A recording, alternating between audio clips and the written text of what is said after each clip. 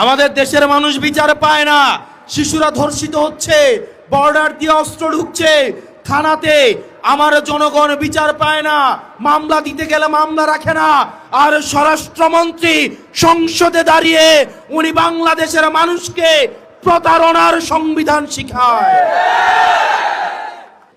আপনাদের কি অধপতন হলে মানুষ আর বিচারও চায় না, কারণ সে জানে বিচার চেয়ে লাভ নাই, কারণ সে বিচার পাবে না। আজকে আমরা বাংলাদেশের এমন একটা সময়ে দাঁড়িয়ে বক্তব্য দিচ্ছি এখানে, যখন শিশুদেরকে ধর্ষণ করা হচ্ছে এবং বাবা বিচার চাওয়া বন্ধ করে দিয়েছে। বাবা বিচার চাচ্ছে না কি কারণে? বাবা বিচার চাচ্ছে না কারণ এই বিচার ব্যবস্থার উপরে বাবার বিশ্বাস নেই। বাবা জানে এই বিচার ব্যবস্থা নিয়ে কিছুদিন ফেসবুকে লেখালেখি হবে, রাজনীতির ময়দানে গরম বক্তব্য হবে, কিন্তু দিন শেষে বাবা তার সন্তানের ধর্ষণের কোনো বিচার পাবে না। এই বিচার ব্যবস্থা জনগণের বিচার নিশ্চিত করতে পারে নাই, অন্যায়ের বিচার নিশ্চিত করতে পারে নাই, আমাদের স্বাস্থ্য ব্যবস্থা আমাদেরকে সুস্বাস্থ্য দিতে পারে নাই। আমাদের দেশের নেতারা যারা স্বাস্থ্যের দায়িত্বে থাকেন, জনপ্রতিনিধিরা, তারা ছুটি পেলে নিয়মিত চেকআপের অংশ হিসেবে সিঙ্গাপুর এবং থাইল্যান্ডে যায়। তাদের সন্তানদেরকে তারা বিদেশে রেখে তারা পড়াশোনা করায়। যে লোকটা বাজারে জিলাপি বানায়, আপনি যদি ওই লোকটাকে বলেন ভাই আপনি জিলাপিটা খান, সে যদি জিলাপি খাইতে অস্বীকৃতি জানায়, এই জিলাপির প্রতি কি আপনার আস্থা থাকবে? যে লোকটা এখানে চটপটি বিক্রি করে, ওই লোকটাকে যদি বলেন এই চটপটিটা আপনি খান, উনি যদি বলে যে না এটা আমি খাবো না, আমি অন্য জায়গা থেকে চটপটি কিনে আইনা খাবো, ওই লোকের চটপটি কি আপনি কিনা খাবেন? তা আমাদের দেশের যারা স্বাস্থ্য মন্ত্রণালয়ের দায়িত্বে, যারা শিক্ষা মন্ত্রণালয়ের দায়িত্বে, যারা দেশের দায়িত্বে, তারাই দেশের সুযোগ সুবিধা ভোগ করে না, বরং তারা বিদেশ থেকে দেশের টাকা পাচার করে সেখানে গিয়ে সুযোগ সুবিধা নেয়। এবং এটা জনগণের সাথে প্রতারণা করা, এটা জনগণের সাথে প্রতারণা করা। প্রিয় মনোহরগঞ্জবাসী, আমরা এটারই পরিবর্তন চেয়েছিলাম। আমরা চেয়েছিলাম এমন একটা বাংলাদেশ, যে বাংলাদেশে একটা সন্তান যখন ভূমিষ্ঠ হবে সেই জায়গা থেকে সে তার অধিকার বুঝে পাবে। আমাদের দেশের চিকিৎসা ব্যবস্থা, আপনি আমাদের দেশের চিকিৎসা সরকারি হসপিটালগুলোতে যান, আপনি দেখবেন ফিলিস্তিনের রাফা ক্যাম্পের থেকে বাজে অবস্থায় সরকারি চিকিৎসাগুলোর। আপনি প্রতিষ্ঠানগুলোতে যান, শিক্ষা প্রতিষ্ঠানগুলোতে যান, সেখানে দেখবেন সেই স্কুলের প্রধান শিক্ষকের ছেলেকে ওই স্কুলে পড়ায় না, সেই এলাকার ইউনুর ছেলেকে স্কুলে পড়ায় না, ডিসির ছেলেকে ঢাকা রেখে পড়াশোনা করায়, আমলাদের ছেলে মেয়েদেরকে বিদেশে রেখে পড়াশোনা করায়। আমাদের দেশের আমলারা বললে মাইন্ড করবে, আপনারা খোঁজ খবর নিয়ে দেখেন, আমলাদের সন্তানরে উনারা দেশে রাখেন না, উনারা বিদেশে রেখে পড়াশোনা করায়। অর্থাৎ উনারা এমন একটা সার্ভিস আমাদেরকে দেন, যেই সার্ভিসটা উনারা নিজেরাই গ্রহণ করেন নাই, যেই সার্ভিসের উপর ওনাদের নিজেদেরই আস্থা নাই। তাহলে যেই সার্ভিসের উপর আমার নিজেরই আস্থা নাই, আমি নিজেই গ্রহণ করি না, এই সার্ভিসটা যখন আমি জনগণকেই দিচ্ছি, তার মানে এই সার্ভিসের মধ্যে অবশ্যই কোনো না কোনো প্রতারণা রয়েছে। প্রিয় মনোহরগঞ্জবাসী, আমরা এই সিস্টেমগুলোকে পরিবর্তন করতে চাই। আমরা পরিবর্তন করতে চাই, যখন কোনো বিচার প্রার্থী বিচারকের কাছে যাবে, মুখ দেখে তার বিচার হবে না, অপরাধের মানদণ্ড দেখে তার বিচার হবে।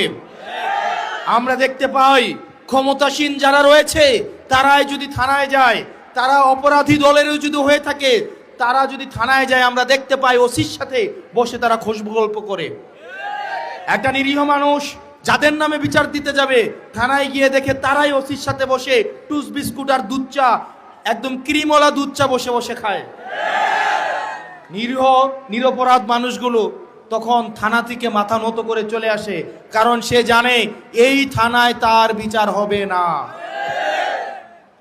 প্রিয় তরুণ প্রজন্ম, আপনারা দেখবেন অনলাইন জুয়া আপনাদের জন্য সহজলভ্য করে ফেলা হয়েছে।